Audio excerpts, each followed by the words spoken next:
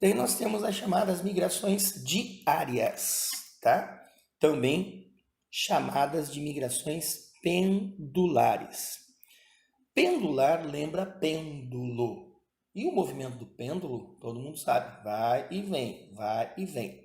Mas, como está bem claro, diária. Esse é o típico movimento que nós observamos hoje, principalmente nas áreas urbanas, nas regiões metropolitanas. É o deslocamento diário da população, tá? O processo de urbanização é muito comum ele ocorrer de que maneira? É o processo da chamada periferização, tá? O crescimento da cidade é do centro para as periferias. Então, principalmente nas grandes metrópoles, as distâncias elas são muito grandes, o que obriga, né, o deslocamento intenso das pessoas dessas áreas mais periféricas para as áreas mais centrais ou as áreas industriais, onde aí existe, né, a grande oferta de empregos. Então, é a jornada de trabalho que todo mundo realiza, certo?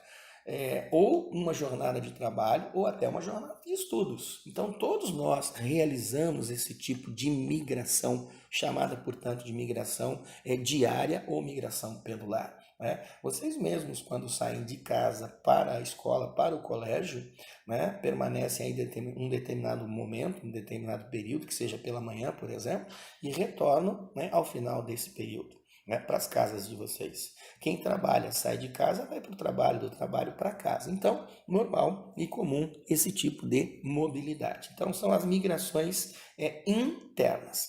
Mas, claro, nós temos migrações externas. E quando se trata das migrações externas, aquelas que ultrapassaram as fronteiras, evidente, vamos lembrar aqui do processo de colonização. Nós tivemos um longo período de colonização entre os séculos XVI e XVII, né, onde as migrações elas foram espontâneas, né? Isso foi migração por povoamento, né? Lembrando principalmente, né, o tipo de migração que existe quando ela é espontânea por vontade própria, né? E a colonização por povoamento ela ocorreu muito, né? Como aqui no Brasil, né? Os imigrantes chegaram aqui no Brasil com a finalidade de ficar, permanecer, povoar. Mas também nós tivemos, né, as migrações forçadas. Nesse caso entram aí, né, os escravos. Né? Eles não se deslocaram por vontade própria. Eles se deslocaram de maneira forçada, né? Porque existiu, né, o período da mão de obra escrava, o comércio de escravos. Então, a mobilidade feita por eles não foi por vontade própria. Mas nós tivemos um período longo ocorrendo, portanto, né, esse mecanismo dentro da colonização e essa mobilidade, portanto, envolvendo esses grupos. Já a partir do século XVIII, né, e principalmente durante o século XIX até metade do século XX, né, nós tivemos um movimento migratório de grandes proporções, porque envolveram várias situações, né, como, por exemplo, até as guerras que ocorreram no mundo, tanto a primeira como a segunda, provocaram uma mobilidade muito grande, né, do velho mundo, principalmente, para o novo mundo, e também lá para o novíssimo continente. Então, nós tivemos, né, um movimento intenso, um movimento migratório, né, intenso durante esses momentos, principalmente, as pessoas buscando, né, principalmente, áreas novas, né, para começar uma vida nova, enfim. Evidente, essa mobilidade, essa movimentação, ela ocorreu, né, de forma intensa em determinados lugares, em determinados países, em determinados continentes. E, é claro, a necessidade de se ter um controle sobre isso. Né? Aqui no Brasil nós recebemos milhares de imigrantes, mas o Brasil precisou restringir um pouco essa entrada, essa chegada pelo fluxo. Tá? Então, é normal que existam políticas envolvendo essa mobilidade. Nós vamos definir isso como barreiras, né, para inibir as migrações. Porque, veja, para o país de origem, essa grande saída significa saída de mão de obra. Então, para o país de saída, é claro que o fluxo grande, né, de imigrantes traria um prejuízo significativo nessa questão da mão de obra, da saída dessa mão de obra.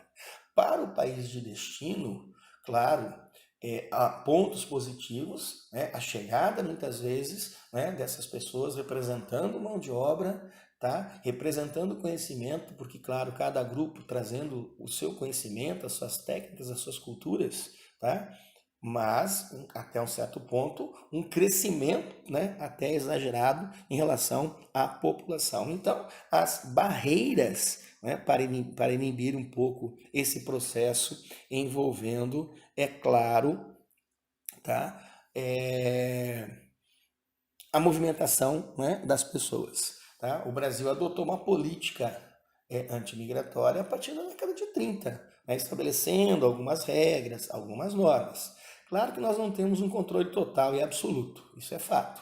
Né? Fronteiras extensas, né? Existem aqueles que entram de forma legal, mas existem aqueles que entram de forma clandestina, né? Os irregulares, os ilegais.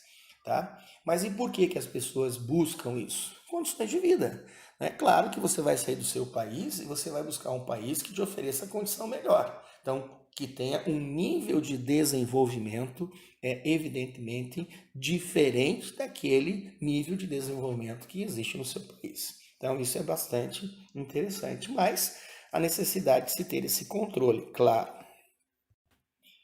Aí entra essa questão envolvendo a xenofobia. Então, o que nós entendemos por xenofobia?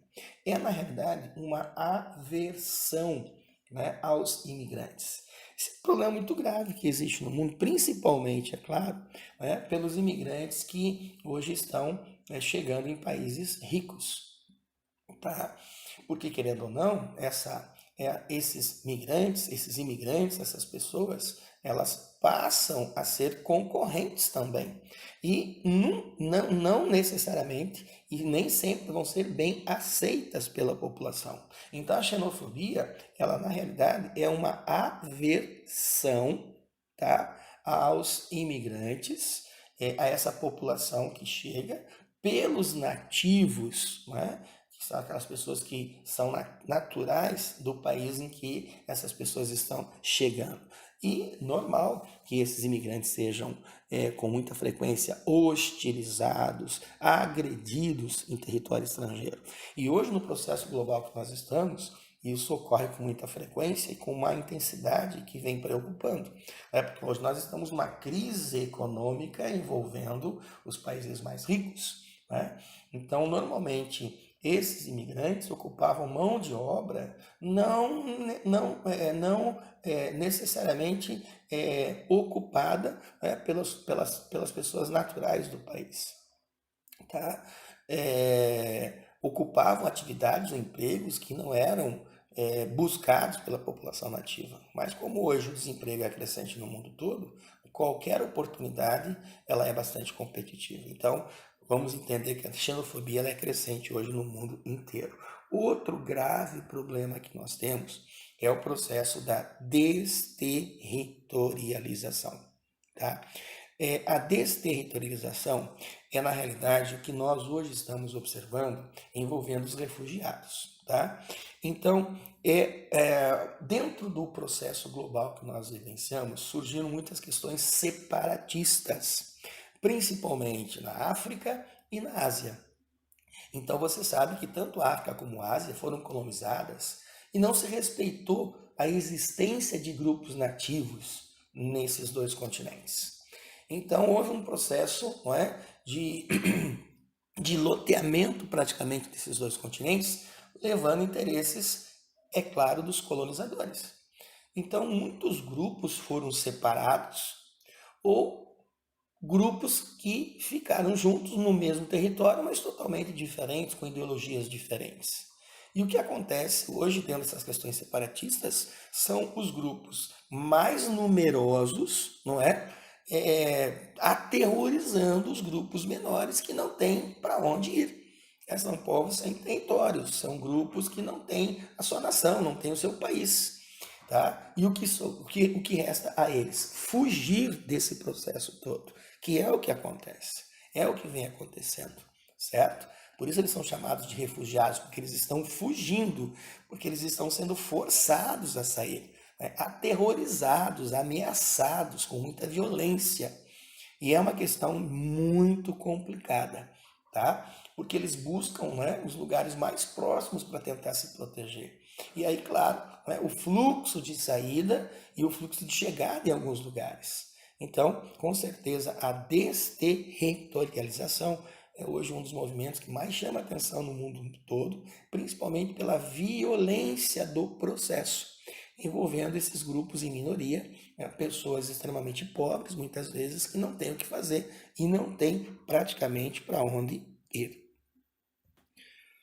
Outro deslocamento interessante que chama bastante a atenção é essa chamada fuga de cérebros. Na verdade, é a fuga do quê? De capital humano, né? É chamada assim de fuga de cérebros, por quê? Porque é uma migração mais seletiva, tá?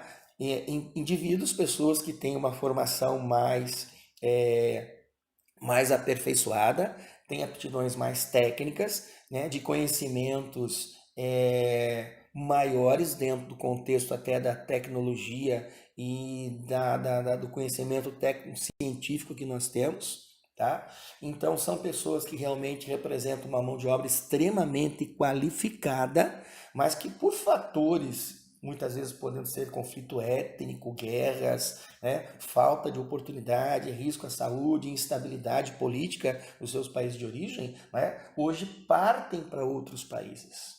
Claro, e para os países de saída, né, de origem, isso é péssimo, porque é capital humano. Então, isso representa também o que a gente chama de descapitalização. Né? Muitas vezes existiu um investimento feito na formação, na qualificação dessas pessoas, que hoje, por motivos esses que eu disse, né, estão saindo, buscando oportunidades fora do seu país. Ao país de destino, a vantagem, clara, porque é uma mão de obra qualificada, uma mão de obra que pode ser muito bem aproveitada. Né? Mas, enfim, tá? Esse é um movimento que vem acontecendo com bastante frequência. Como consequências, né, dessas migrações, então, dentro do que eu falei até agora há pouco para a moçada, né, a contribuição e a influência no processo de ocupação e de povoamento. Né? Essa é uma consequência. Né? Distribuição geográfica da população e, claro, isso se reflete principalmente no próprio desenvolvimento econômico de cada país. Tá? Também como contribuição, né, no processo de miscigenação, né, étnica e na ampliação e difusão cultural entre os povos. Né? Justamente pela influência. O Brasil é um grande exemplo, olha o processo de mistura e de mestiçagem que nós temos aqui. Tá? Com relação à imigração, né, é a perda de trabalhadores muitas vezes qualificados, né, cientistas, técnicos de alto nível, né, isso é um prejuízo para os países de saída. Já para os países de entrada, as vantagens, claro, muito grandes, justamente por quê? Porque representam, né, essa mão de obra extremamente qualificada, tá?